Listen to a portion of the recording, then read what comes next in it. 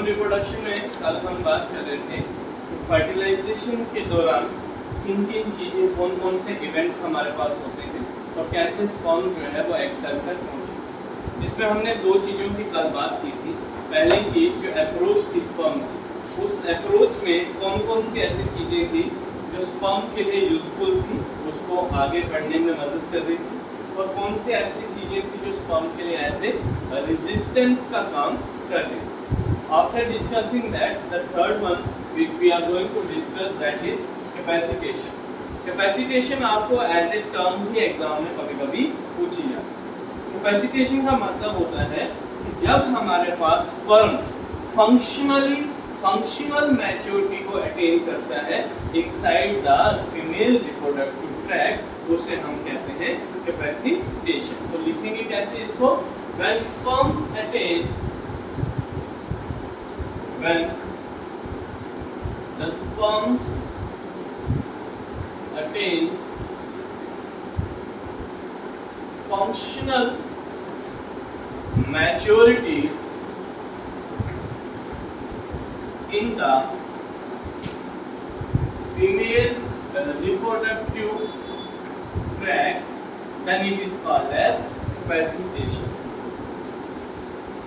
अब functional maturity में क्या इंपॉर्टेंट स्टेप हमारे पास होगा? पहली चीज, there is removal of glycerol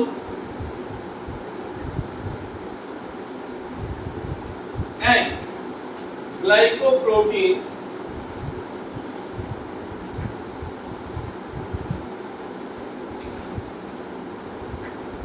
from the acrosome membrane. देखो, जब हमने स्पर्म की मेम्ब्रेन पढ़ी थी, स्पर्म का स्ट्रक्चर पढ़ा था, तो उसकी टिप के अंदर हमने बताया था कि क्या प्रेजेंट होता है? एक्रोसोम, जिसमें लाइटिक एंजाइम प्रेजेंट है।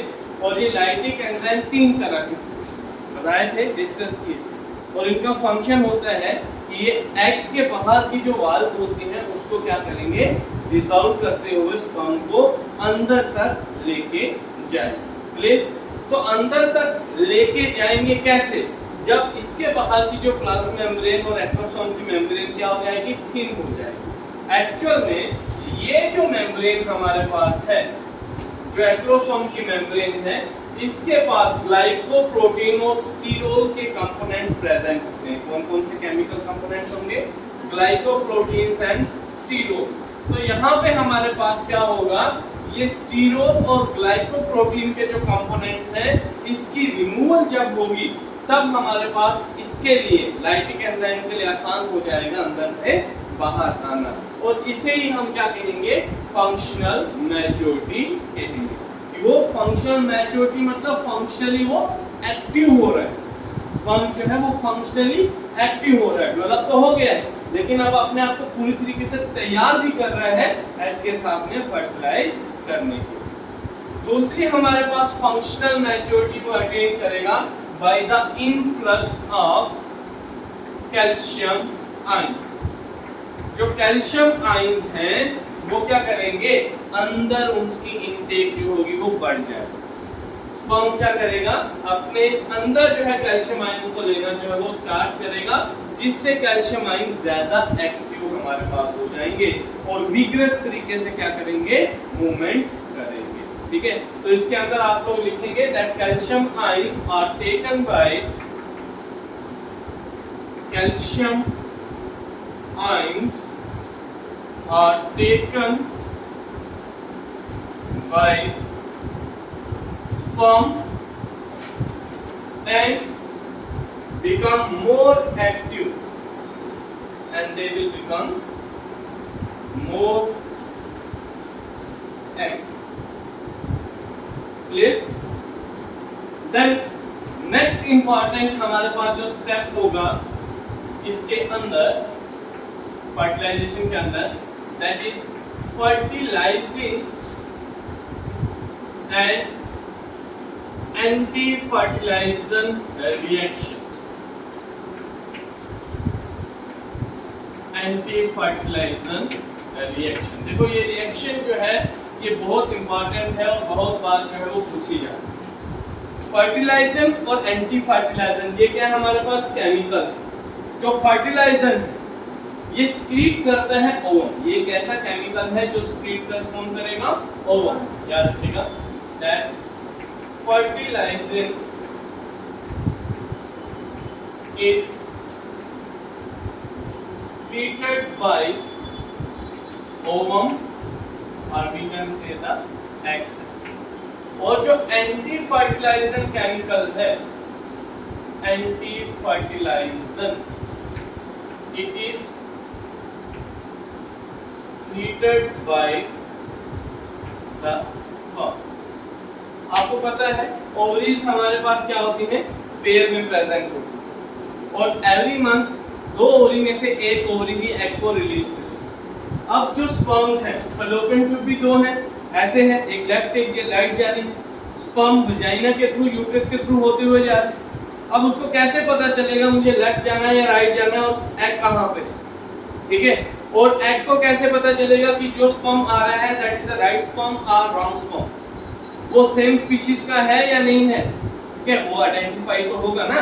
ऐसा तो नहीं कि हम गधे घोड़े का कोई स्पर्म लाएंगे और उसको बोलेंगे कि वो एग के साथ में फ्यूज करेगा, हो सकता है, नहीं हो सकता, नेचर उसको अलो नहीं करता। क्यों? Because of this important reaction fertiliser and anti fertiliser reaction, जिसमें फर्टिलाइजर केमिकल स्क्रीट करेगा ओवम और एंटी फर्टिलाइजर कौन स्क्रीट करेगा, स्पर्म।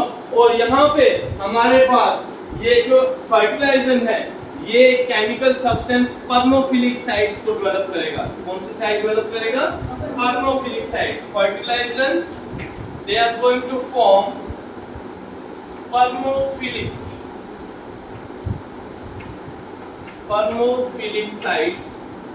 स्पर्मोफिलिक साइट्स उन साइट्स को कहा जाएगा जहां पे स्पर्म्स क्या करेंगे, अटैच होंगे, जहां पे स्पर्म्स आके क्या करेंगे, अपने आप को अटैच करेंगे। Where sperms attach itself। मान लीजिए ये हमारे पास एग सेल है, ठीक है, ये हमारे पास एक एग सेल, इसकी जो मेम्ब्रेन है, जब ये एग सेल या ओवम फर्टिलाइजर केमिकल को स्क्रीट करेगा तो इसकी जो सरफेस होगी, एग की जो मेम्ब्रेन की जो सरफेस होगी वहां पे इस तरह से स्पर्मोफिलिक साइट्स जो होंगी वो डेवलप होंगी। स्मॉल डिप्रेशन जो आपको दिख रही हैं these are called as spermophilic sites. अब स्पर्म क्या करेगा, आएगा और इसी स्पर्मोफिलिक साइट्स के अंदर अपने हेड रीजन को क्या करेगा, प्लेस करेगा। तो there is an attachment of sperm with this spermophilic sites and the anti-fertilizer that is secreted by this sperm and fertilizer that is secreted by this sperm, they are being identified and then that sperm is going to be allowed and will allow to enter into this egg cell or ovum for the purpose of fertilization।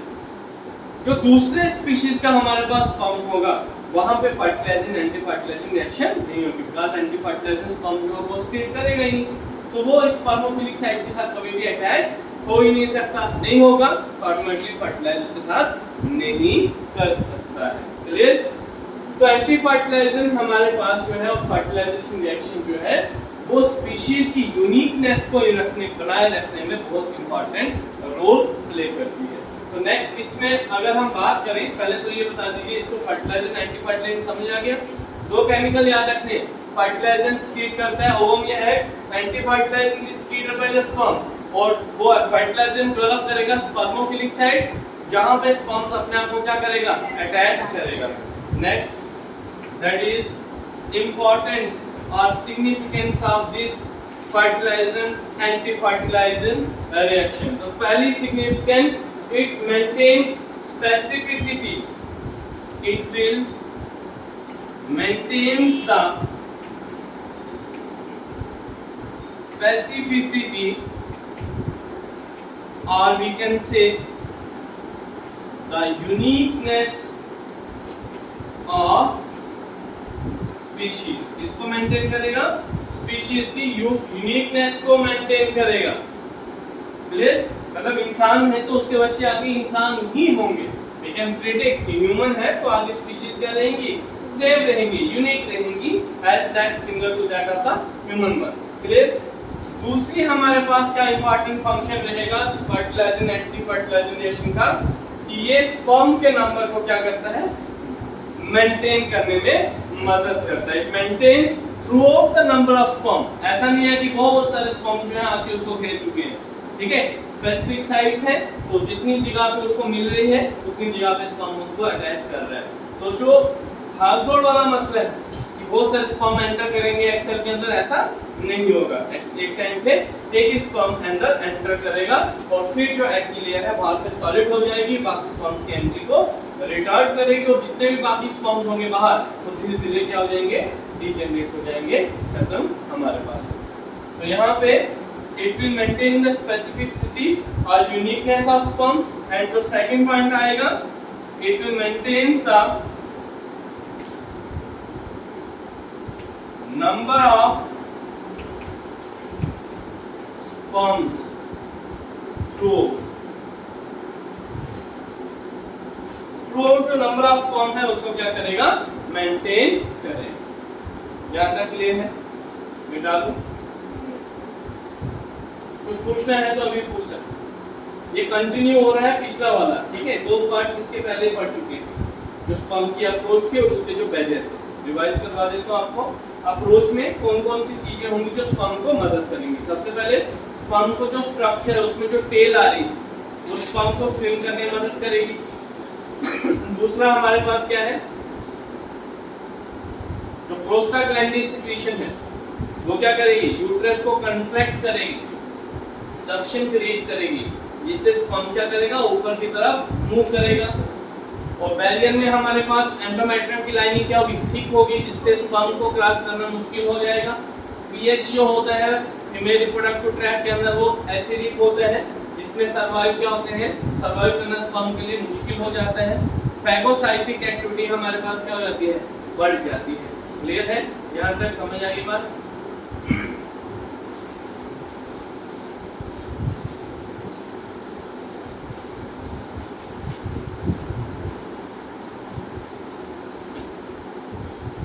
Now, the next topic is the release of the enzyme that are present in the head region of the sperm. और वो क्यों जरूरी है हमारे पास, because उसमें egg की membrane को break करना है। क्लियर? तो release of sperm lysine enzyme क्या करेगा, रिलीज करेगा। नेक्स्ट स्टेप में स्पर्म लाइसिन हमारे पास रिलीज करेगा। तो हमारे पास तीन तरह के एंजाइम रिलीज होंगे। There are 3 types of enzymes that has been released by the acrosome part of the sperm. पहला होगा कोरोना पेनिट्रेटिंग एंजाइम। पहला कौन सा होगा, कोरोना पेनिट्रेटिंग एंजाइम, इसे हम कहेंगे। और कोरोना पेनिट्रेटिंग एंजाइम का क्या फंक्शन होगा कि ये जो ओवम के बाहर कोरोना रेडिएटा की जो लेयर थी उसको क्या करेगा, डाइजेस्ट करेगा। कोरोना रेडिएटा किससे मिलके बनी होती थी, फॉलिकुलर सेल से मिलके बनी होती थी। जो पढ़ा प्लीज उसको रिवाइज करके आए, तब मजा आया आगे पढ़ने का, वरना सोचते रहोगे कि क्या था, तब तक बहुत दूर तक गाड़ी निकल जाती। ठीक है, ये आपके लिए। Then it will digest the corona radiata। इसलिए मैंने आप लोगों को स्टार्टिंग में अभी कहा था कि आप लोग ओवम का स्ट्रक्चर, स्पर्म का स्ट्रक्चर जरा ड्रा कीजिए ताकि लेयर्स आपको दिमाग में रहे कि बाहर कौन सी थी, कोरोना रेडिएटा। उसके अंदर कौन सी हमारे पास थी, उसके अंदर ज़ोना पेलुसिडिया। अब पहले ढूंढोगे फिर निकालोगे, तब तक तो मैंने कहा ना गाड़ी बहुत दूर तक निकल जाती है। ठीक है, इतना टाइम नहीं रखना है सोचने के लिए, दिमाग में सारी चीजें होनी चाहिए। तो सेकंड हमारे पास जो एंजाइम होगा, अब वो क्या करेगा, देखो जोना पेलुसिडिया जो है उसके जो सेल्स हैं आपस में क्या है, जुड़े हुए हैं, और जुड़े होंगे किसकी मदद से, किसी एक केमिकल सब्सटेंस की वजह से या ग्लू की मदद से। वो ग्लू जो है उसको डिसॉल्व कौन करेगा, हायालुरोनिडेज एंजाइम। कौन एंजाइम डाइजेस्ट करेगा, हायालुरोनिडेज एंजाइम। तो सेकंड एंजाइम जो स्क्रीट होगा दैट इज हायालुरोनिडेज एंजाइम। इस एंजाइम का क्या इंपॉर्टेंट रोल रहेगा कि ये एंजाइम डिसॉल्व और डाइजेस्ट करेगा, इट विल डिसॉल्व और it will digest the hyaluronic acid, उसको क्या करेगा, डाइजेस्ट करेगा। और ये जो हायालुरोनिक एसिड है ये क्या काम कर रहा है, it is going to act as a glue. Glue means जो सेल्स को आपस में क्या रख रहा है, जोड़ के रख रहा है। क्लियर, क्लियर है। तो जैसे जैसे सेल क्या होंगे, डाइजेस्ट हमारे पास होते जाएंगे, मतलब जो वो सेपरेट होते जाएंगे, तो सबसे अंदर लेयर जो आएगी, सबसे अंदर वाली जोना पेलुसिडिया, ठीक है। जब वहां पे पेनिट्रेशन की बात आएगी तब वहां पे जो एंजाइम यूज होगा दैट इज द एक्रोसिन। कौन सा एंजाइम होगा, acrosin. Third one is acrosin enzyme, जो क्या करेगी, it will dissolve the zona pellucida। Clear, देखिए इस तरह से मान लीजिए हमारे पास ये एक सेल है, इसके बाहर वाले जो सेल्स हैं वो आपस में क्या है, इस तरह से एक दूसरे से जुड़े हैं, किसकी वजह से, एक ग्लू की वजह से, ठीक है। उस ग्लू को हम हायालुरोनिक एसिड कहते हैं। ये हायालुरोनिक एसिड ग्लू जो है वो डाइजेस्ट होगी with the help of enzyme hyaluronidase, ताकि वो अंदर वाली लेयर हमारे पास एक्रोसिन तक पहुंचे और उसको, मतलब जो अंदर वाली लेयर है जोना पेलुसिडिया तक पहुंचे, वहां पे एक्रोसिन एंजाइम की मदद से उसकी क्या हो, डाइजेशन। ठीक है। तो जब स्पर्म को पता चल गया कि भाई एग कहां पे है, उसने एग को चारों तरफ से घेर लिया, तो अब काम क्या है, उसके अंदर जाने का। अंदर कैसे जाएगा, जब वो वाल्व को क्या करेगा, डाइजेस्ट करेगा, और डाइजेस्ट करने के लिए उसको स्पर्म लाइसिन को रिलीज करना पड़ेगा, जो हेड रीजन में एक्रोसोम में प्रेजेंट। क्लियर। नाउ जब एग के बाहर की सारी वाल्व्स हमारे पास क्या हो जाएंगी, डाइजेस्ट हो जाएंगी। क्या हो जाएंगी, डाइजेस्ट हो जाएंगी। तब एक इंपॉर्टेंट स्ट्रक्चर जो है वो डेवलप होता है इस एग के स्ट्रक्चर के साथ।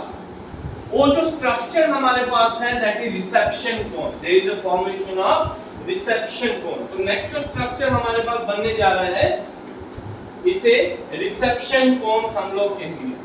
There is formation of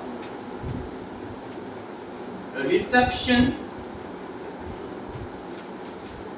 cone. क्या बनेगा, रिसेप्शन कोन की फॉर्मेशन हमारे पास देखने को। रिसेप्शन कोन को हम फर्टिलाइजेशन कोन भी कहते हैं। क्या कहेंगे, फर्टिलाइजेशन कोन भी हम लोग कहते हैं। यहां तक ले। अब देखो फर्टिलाइजेशन कोन कैसे होगा। मान लीजिए ये हमारे पास एग है, उसकी लेयर है, प्लाज्मा मेम्ब्रेन है। जब बाहर से सारी वाल्व्स को डाइजेस्ट करते हुए स्पर्म क्या किया, अंदर पहुंच गया। ठीक है, ये मान लो बाहर वाली वाल्व है, इसको डाइजेस्ट कर रहा है और स्पर्म यहाँ पे पहुंच गया। स्पर्म का स्ट्रक्चर हम लोग इस तरह से ड्रा करेंगे, सिंपल सा। अब हेड रीजन जो था वो तो ब्रेक हो गया पूरा। हेड रीजन कैसा था, किस तरह से था, जब हमने स्पर्म का स्ट्रक्चर ड्रा किया था कुछ इस तरह का था, middle piece and then tail region इस तरह से था। ये हेड रीजन की बात कर रहे हैं, ये टेल रीजन वगैरह कुछ अंदर नहीं आएगा। ये वाला जब इसकी ब्रेकडाउन हुई, डाइजेस्ट हुआ, इसने एंजाइम को क्या किया, बाहर निकाला। ठीक है, और निकालने के बाद यहाँ पे जो ये कोन बन रहा है इसे फर्टिलाइजेशन कोन कहते हैं। तो ये हमारे पास इस तरह से ये कोन की अटैचमेंट होगी, ये कहलाएगा फर्टिलाइजेशन कोन।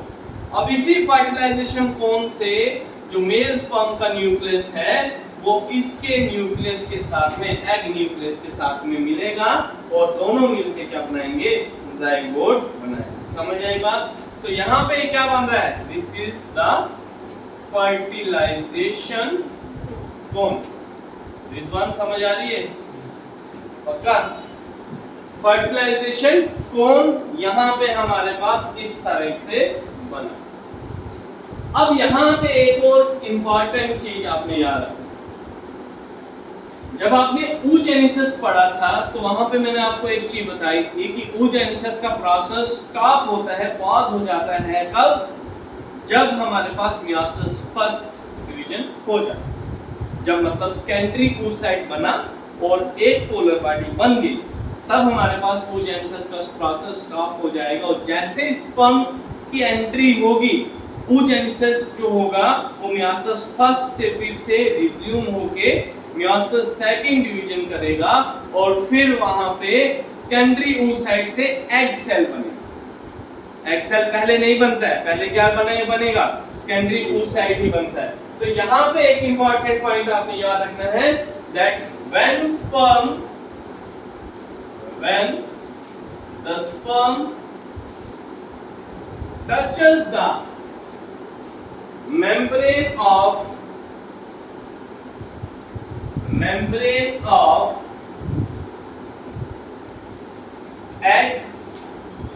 egg की जब मेम्ब्रेन को टच करेगा, then second meiotic MEIOTIC meiotic division, जो सेकंड meiotic division हमारे पास होगी of secondary oocyte will stop, ठीक है, and it changes into ovum। secondary oocyte किसमें चेंज हो जाएगा, ovum में चेंज हो जाएगा। secondary oocyte will change into ovum or we can say the egg cell। यहाँ तक क्लियर है? यहाँ तक क्लियर हुआ बेटा? तो नेक्स्ट स्टेप हमारे पास जो आएगा, that is start of meiosis second. और मियोसिस सेकंड में क्या होगा, ये जो हमारे पास सेकेंडरी oocyte है और ये जो फर्टिलाइजेशन कोन हमारे पास डेवलप हो रहा है,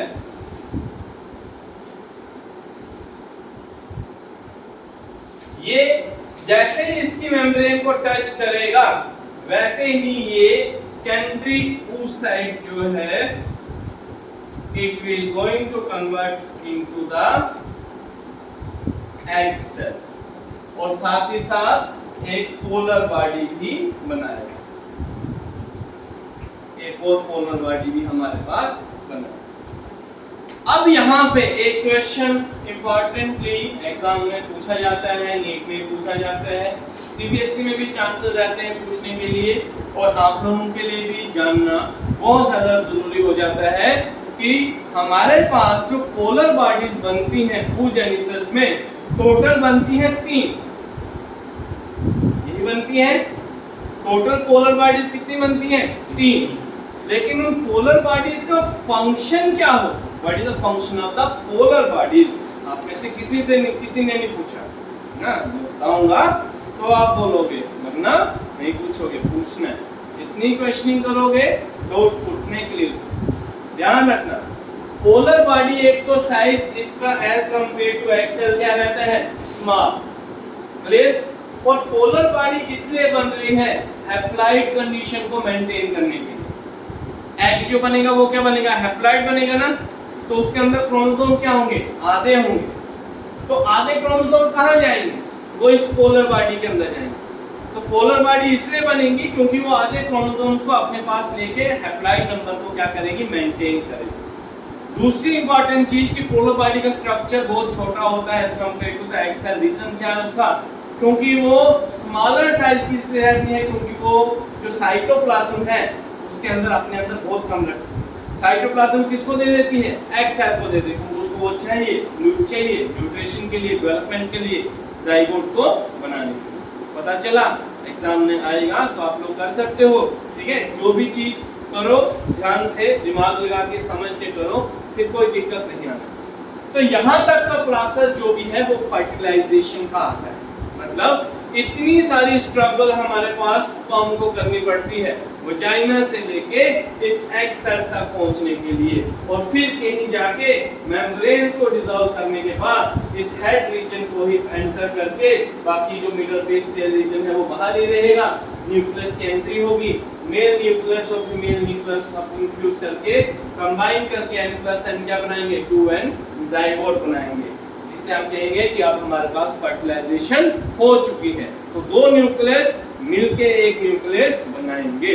तो यही फर्टिलाइजेशन में हम डेफिनेशन में किया था, पढ़ा था स्टार्टिंग में कि एक ऐसा प्रोसेस होता है जिसमें हैप्लॉइड गैमेट्स आपस में फ्यूज करके एक डिप्लॉइड जाइगोट सेल बनाते हैं। फिर उस जाइगोट की क्या बनेगा? एम्ब्रियो बनेगा। एम्ब्रियो से फिर हमारे पास ऑर्गेनिज्म जो होगा वो डेवलप होगा। लेकिन जाइगोट से एम्ब्रियो डायरेक्ट नहीं बनता है, उसमें हमारे पास पहले मास ऑफ सेल्स मारूला बनेगा, फिर ब्लास्टोसिस्ट बनेगा, फिर कहीं जाके हमारे पास क्या होगी? इम्प्लांटेशन होगी, जो 9 मंथ तक फिर बेबी क्या करेगा? डेवलप करेगा। और डेवलप होने के बाद 9 मंथ कंप्लीट होने के बाद वो बेबी बर्थ कैनाल इसे कहते हैं, वजाइना को कहते हैं, उसके थ्रू बाहर आएगा। उस प्रोसेस को हम पांचुरेशन कहते हैं। और उसके बाद लैक्टेशन का प्रोसेस शुरू हो जाएगा। लैक्टेशन क्या होता है? जब मैमरी ग्लैंड्स एक्टिव हो जाते हैं और वो मिल्क को प्रोड्यूस करते हैं, उस प्रोसेस को हम लैक्टेशन कहते हैं। इस तरीके से इंसान जो है वो पैदा होता है, बड़ा होता है, बड़ा होके फिर वो अभिमानी घमंडी हो जाता है और फिर वो किसी को मानता नहीं है, सोचता नहीं है कि मैं एक सेल से बना था। क्या औकात है? एक सेल की औकात है ना? जब तक है जिंदा तब तक शेर है, जब खत्म हो गया तब राख है। तो घमंड नहीं करना है। कोई घमंड करेगा तो उसको बता देना आ जा भाई। फिर कुछ सिखाते हैं कि कैसे ह्यूमन रिप्रोडक्शन के थ्रू किस तरह से इंसान का निर्माण होता है। ठीक है, तो बेटा सेल से ही पूरी दुनिया बनी हुई है। सारा खेल जीन्स का है, सारा खेल क्रोमोसोम का है, सारा खेल सेल के न्यूक्लियस का है। हम तो सिर्फ इसको पढ़ रहे हैं। हम अब जो इंसानों के जो आप लोग डॉक्टर बनोगे नीट के एग्जाम क्वालिफाई करके, तो आप इंसानों की जो बीमारियां हैं, वो परेशानियां हैं, उन्हीं को आप ठीक करोगे। कैसे ठीक कर पाओगे? जब आप लोग इंसान की एनाटॉमी, इंसान की फिजियोलॉजी को समझोगे। जैसे आप नॉर्मल पता है मोस्ट इंपॉर्टेंट प्रॉब्लम जो आजकल चल रही है, गॉल ब्लैडर के अंदर स्टोन हो जाना। ठीक है, आपको पता है, लोकेशन पता होगी कि गॉल ब्लैडर कहाँ है। कैसे पता चलेगी? जब आप एनाटॉमी को स्टडी करोगे ना, किसी आर्ट्स वाले को बोलोगे बेटा गॉल ब्लैडर को ऑपरेशन करना, तो पता नहीं क्या निकाल के आ जाएगा वहां। तो हम जब चीजों को पढ़ते हैं, समझते हैं, तब हम उन चीजों के बारे में पता चलता है, और फिर उसी तरह से हम लोग क्या कर पाते हैं? उसी तरह से हम लोग किसी चीज का प्रॉब्लम का सलूशन भी फाइंड आउट कर सकते हैं। तो ये चीजें, ये जितनी भी चीजें आप पढ़ रहे हो, ये सब इंसान की ही देन और इंसान के लिए ही मुसीबत बनी। मुसीबत नहीं समझनी है पढ़ाई, इसको पढ़ना है। जो समझाया पढ़ाया तो उसको आपने करके लाना। नेक्स्ट टॉपिक हमारे पास होगा पोस्ट फर्टिलाइजेशन इवेंट्स का। पढ़ाऊं या बस काफी है? ठीक है, ठीक है। पोस्ट फर्टिलाइजेशन इवेंट्स के बारे में हम